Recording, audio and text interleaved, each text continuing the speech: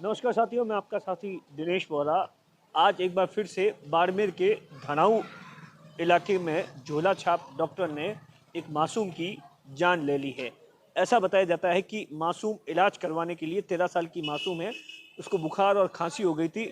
उसकी इलाज करवाने के लिए परिवार के साथ में जो झोला छाप डॉक्टर है जिसका नाम हीरालाल बताया जा रहा है, उसके पास में आई थी। वो खुद को वहाँ का डॉक्टर बताता है, दवाई भी साथ में रखता है। और उसने ऐसा बताया जाता है कि 3 बार लगातार इंजेक्शन और ग्लूकोज चढ़ाए और करीब दोपहर के आसपास अचानक ही मासूम बेहोश हो गई। और उसके बाद में जो बच्ची थी उस पर परिवार के लोगों को बोला कि पानी छिड़को। और इसी दौरान वो जो झोला छाप डॉक्टर था उसको इस बात का अंदेशा हो गया कि बच्ची की डेथ हो गई है और वो वहाँ मौके से फरार हो गया। उसके बाद में परिवार के लोग इस तरीके की जानकारी आ रही कि मासूम बच्ची को लेकर बाड़मेर अस्पताल में आए थे, जहां पर डॉक्टरों ने उसे मृत घोषित कर दिया है।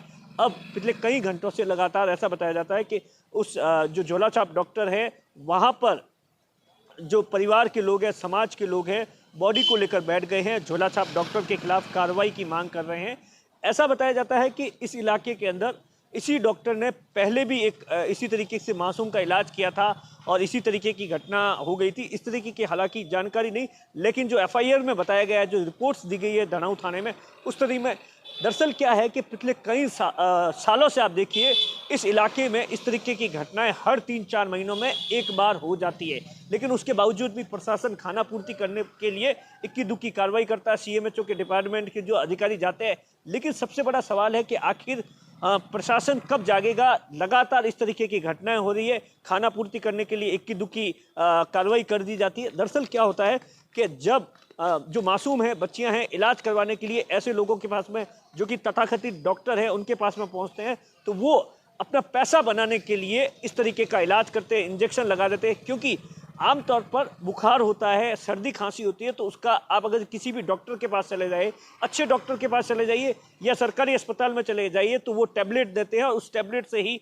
और 13 साल की मासूम की बच्ची को आमतौर पर टैबलेट दी जाती है। लेकिन जिस तरीके से झोला छाप डॉक्टर है, क्योंकि वो टैबलेट इसलिए भी नहीं देते हैं, इंजेक्शंस और इस तरीके के ग्लूकोज लगाते हैं और उसके नाम पर जो सैकड़ों रुपए वसूल लेते हैं। अन्यथा उनको पता है कि अगर ये टैबलेट दी तो तब पैसा नहीं वसूला, पैसों के चक्कर में इस तरीके की मासूम की जान चली जाती है।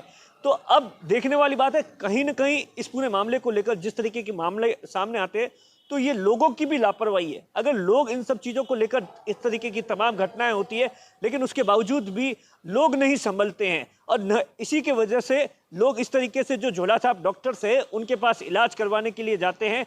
ये नहीं जानते कि आखिर इस जो झोला छाप डॉक्टर्स है, अब आमतौर पर ऐसी घटनाओं में ऐसा ही होता है, इंजेक्शन और ग्लूकोज लगाते हैं, उसके बाद में जब मासूम की तबीयत बिगड़ जाती है तो झोला छाप डॉक्टर वहाँ से फरार हो जाता है और परिवार के लोग उस मासूम को अस्पताल लेकर आते हैं, सरकारी अस्पताल। आखिर में उन्हें सरकारी अस्पताल जहाँ पर समय निकल जाता है और बच्ची की मौत हो जाती है। अब इस पूरे मामले को लेकर समाज के लोग और पुलिस और प्रशासन भी समझाइश कर रही है, लेकिन सबसे बड़ा सवाल है कि लोगों को भी जागरूक होना पड़ेगा और उसके साथ में सरकार और प्रशासन को इस पूरे मामले में सख्ती दिखानी पड़ेगी ताकि इस तरीके की घटनाएं न हो। कैमरे के पीछे अशोक है, मैं आपका साथी दिनेश वोरा।